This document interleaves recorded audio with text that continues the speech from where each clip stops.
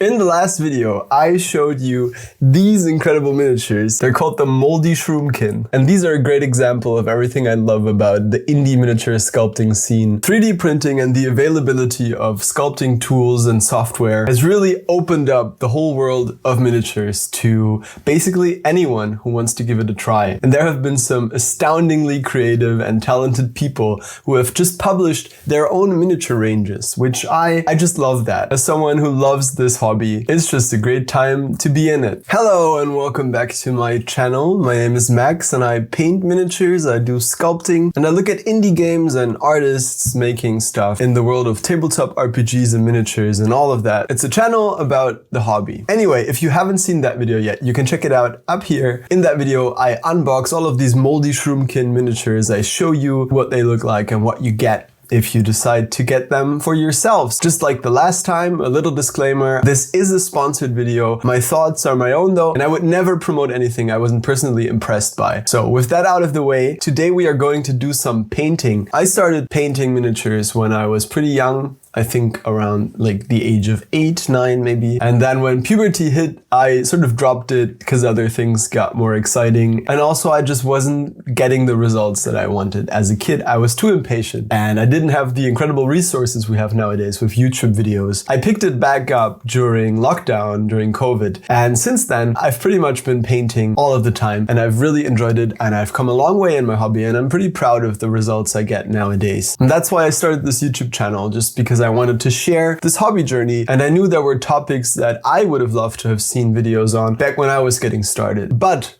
publishing one video a week on this channel, juggling all of these different projects and trying to think of like good video concepts and not wanting to do any boring stuff, it does sort of at a certain point lead to a little bit of a fatigue. So it's been a bit of a struggle recently. And I gotta say, these miniatures I think have really helped me get over that little bit of hobby burnout, because it was just some old-fashioned, really fun miniature painting. I chose the 10 little pathetic Shroombags is what they're called. So they're like very goblin adjacent miniatures. They look like a little bit like mushroom gnomes or goblins. And those were just the minis that spoke the most to me and looked the most fun to paint. I deliberately took my time with it. Usually I only have like 8 to 16 hours a week really to dedicate to making videos. I tend to go over that by quite a lot and I didn't want to stress myself out. So this time I just took as long as I needed. And that has been really good for me, I think. It did mean that last week's video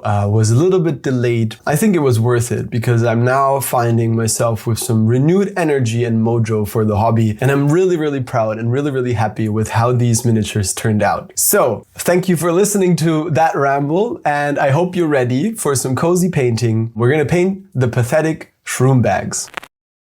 I had such a good time painting these little weirdos with their weird little mushroom heads, and it was just a ton of fun. I thought for these guys I'd go with a brown base to sort of tie in to the forest theme later, because I want to put some tufts on there. And then for these ropes they've got, I decided to just treat all of them the same, even though there's sort of two different rope types. One of them looks a little bit more mushroomy than the other. This one looks a little bit more like cloth. But I thought it would be a good color scheme to go with a sort of teal and red. And so I'm just doing some traditional highlighting on these robes. And all of the techniques you'll see me use in this video are really, really sort of basic techniques. I just do a simple base coat and then a shade or a wash. And then I go back in and I layer up my original color, and then I mix in sort of lighter and lighter shades, and I go over and I do like smaller and smaller little lines for the highlights, and that's how I achieve sort of the high contrast, sort of edge highlighted look that I enjoy, especially with sort of these more simple sculpts, or I don't know if simple is the right word, but sort of they have sort of the old school philosophy behind their sculpts, I think. Now for this wood, I chose a sort of a khaki, and I chose this off-white sort of bone color for these mushroom frills. And I'll use this for their sort of neck piece and also the underside of their mushroom caps, and also the shields are sort of mushrooms, and so their insides get that same color. And then on the wood and on these, I just use some washes again. This is just a contrast paint. I think it's rattling grime thinned with some medium. And then with wood, it's always important to draw lots of little lines. You want to go and you want to have confident brush strokes and just trace those natural contours of the wood. So wherever there's like a little bit of a sort of a line in there where the wood has split a little bit, or if there's like a knot in the wood, just trace those with your brush. And this sort of thing, it takes a while to get the brush control to where you're confident doing long single strokes like that. But just practice on a miniature, and if you don't like it, just paint over it. Nobody's gonna punish you for that. And it's good to just keep practicing, and then in the end, you'll get there.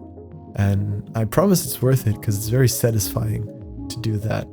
Now, this last step's always like a little dot highlight. I always like to do that just on the very tips and edges. Oh yeah, I painted the boots the same color as the wood.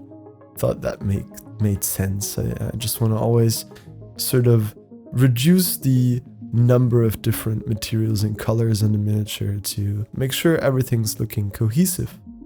Now this is where the red comes in, and I think this is really where you start to see the whole color scheme, and it starts to make sense, because we were in a very cool territory, you know, with this warmer red tone. We've got a really nice contrast, and I love the sort of greenish teal with the red. It's such a good color scheme, and I've been itching to try that out on a miniature. I've been looking for an excuse to use that, and I thought these guys were perfect. All of these little details on these sculpts are so fun to paint because they take the washes really well. This is why I did this sort of more traditional approach. Because you can see there's all these little nooks and crannies for the wash to pool in all the right ways. And you could use some contrast paints on these guys as well. That would totally work, and they'd look great with it. In fact, if you look at the official painted miniatures on the sort of the campaign page, you'll see that the sculptor has painted them just with really rough sort of contrast and washes, and not really worried too much about keeping everything super tight and clean, and they look great. They look really, really good. So I think these are miniatures that work well for every painting level out there, right? So even if you're a total beginner, I think these are great because they've got big flat areas for you to sort of practice on, and but they've got the right amount of detail to still use those washes and contrast paints. And then if you want to go that extra step, you can do like I'm doing here and just take your time and going around all of those little tiny details and painting all of those edges. And this is really, man, this was meditation for me. I had a great podcast on in the background, Mystery Quest. I know some people talked about that in the comments in the last video. And I was just listening to that and having a blast doing all these little tiny lines.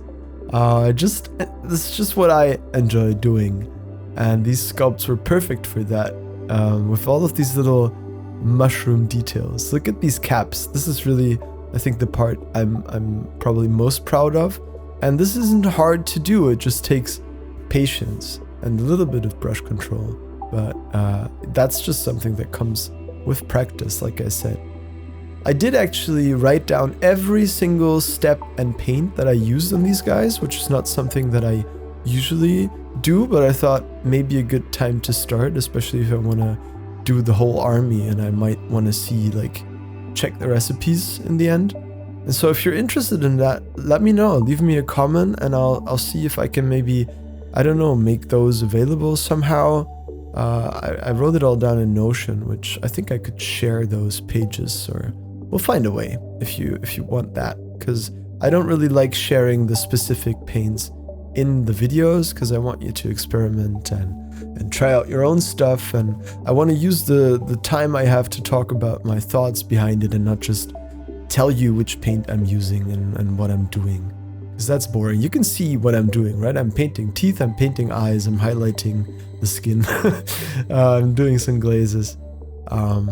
Yeah, so but if you are interested in the specific paints I used, drop me a comment and I'll get you access to those. And again, you can see me doing these dot highlights, which I just really enjoy doing. I think the effect is really worth it for just so little effort. And I'm using the same paint I'm using on the skin, which is a mid-range sort of a flesh tone. And that's a great tip as well. I always like to use the same color across multiple materials and areas of a miniature. You don't just want to use like red on the cap and then also on the shield to have red like in multiple places, but look at the noses. I've put some more red into those as well. And then to highlight the red, I'm using the skin tone, and with the teal robes, you can see their highlights are moving sort of more into that greenish, off-white, yellowish territory, which ties it into those areas of the mini, right?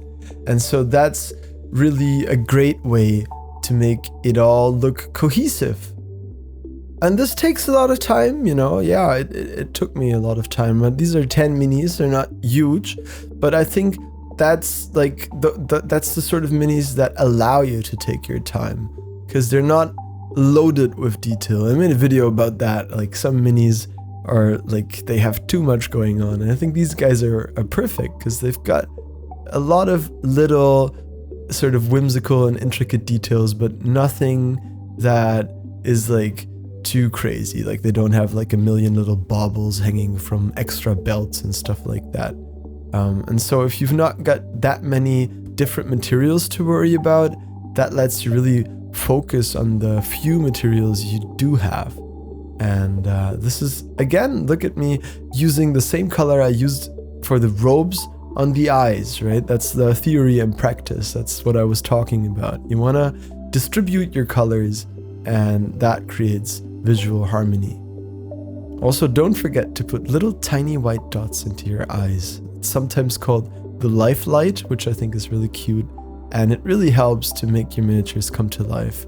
And I always think that that is sort of the step that imbues them with a little bit of tabletop magic and really makes them come to life for the games you're going to be using them on. These weapons, I just did them really easy, just a dark steel, and then I had a little bit of a brown for these straps. The shields have these little straps that they're holding, and the weapons, they have like grips as well, but I just decided to paint them all with the same steel color. Nobody's gonna notice from a distance, and it just wasn't worth it to me to like get out some extra colors for that. I suppose I could have painted them with the same wood color. And then two of the minis have these magical effects that you see me painting here, which I just base coated with sort of the same off-white color, mixed in a little bit of yellow green in there, and then I shaded it with that same color. And while that was drying, I put some dark black wash or shade on all the metal parts, and then highlighted those with a light silver. And I just like doing my metallics this way. It's super easy. I think it always looks good. It gets a little bit of extra shine in there and draws the eye, but not too much. And with these weapons, they're all dinged up, which is fun. They've got like some natural corrosion. You could do some rust effects on there as well. For these magic effects, I'm also doing some light glazing and just building back up to that original base coat in all of the raised areas, because I want it to look like billowing smoke where like magic is sort of emanating from within. And so I want the sort of the most saturated greens to be in the recesses. And then I want it to become more pale towards the outside of those clouds. Already looking good right here, but I thought I could try to tie it in a little bit more with the rest of the mini. So I glazed in some more sort of ochre sepia tones, and then I introduced a bit of an even darker green towards the very bottom of the effect. And then just putting some more layers of my base coat and some other green tones in there to feather out the blend a little bit and make it look really sort of soft as a gradient transition. And I think that has really the punch that I was looking for. And then the last step with these is, of course, to paint the bases black, the rims, and then put little grass tufts on them. I'm using little dry green, tiny tufts and moss. And this will help to tie in that green, give a little bit of more contrast to the red, and really make the whole scheme work.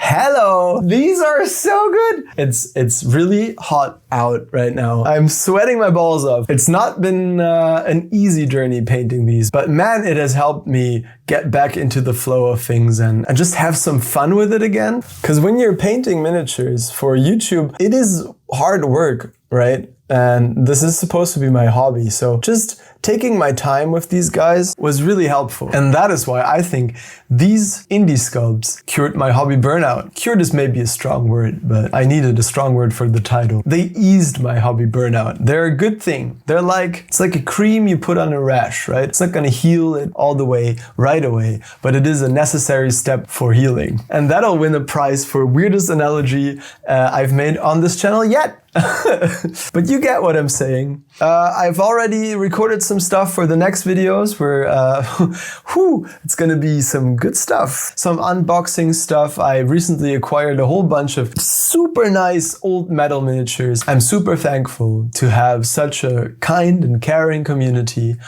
Your comments are always like 95% positive and empowering and kind, and I would love to keep it that way and keep being proud of us for creating an environment where people feel safe and happy and inspired. I really hope you enjoyed today's video. I hope you like the moldy shroomkin as much as I do. I think they're so good, and I keep picking up this big one because I think he wants to get painted next. I do like these middle-sized guys as well with the faces on the weapons. I have a whole backlog, a pile of shame that I wanted to sort of get through, and I keep adding to it, which I think is very relatable, but maybe not the best thing. It's hard doing this for YouTube because cool new projects come out and you want to sort of do those, and then they interfere with your pre-planned schedule and you keep like pushing around different projects. And I don't like having basically a full army of the shroom people and only painting some of them. Like now that I've painted these 10 miniatures and I really like how they came out, I want to paint the rest to match, right? Have a full army. But that would be so much work and it would take a long time. But I guess I should ask you, are you in favor of me taking the next couple of videos to paint more of these guys? Do you want to see them all? Or do you want to see some more variety? I've got some unboxing stuff that I filmed. I'm going to put that out for sure. But also I have my whole pile of potential, pile of shame, hobby backlog in my shelf over there that I want to get to. There's a lot of unpainted miniatures in there, so maybe I should just focus on that because there's more variety. I don't know. You let me know. Write a comment, please. This is exhausting and it's a lot of work and it's hard juggling a normal job and YouTube and social responsibilities, and especially in the summer heat, but I'm having a lot of fun. And I really, really love how much we come together as a community and how much you communicate with me and chatting on the Discord server with the members and seeing what you're working on and having all of that. It brings me so much energy and so much joy. And it makes me feel like I'm not sitting alone at my desk when I'm doing this. It's all part of a bigger group of people enjoying this hobby together. So thank you for giving me that and for continuing to watch my videos. If you haven't subscribed yet, maybe do so now. Consider becoming a member if you'd like. And please, in these cynical times, stay kind and stay safe. And I'll see you in the next one. Bye bye.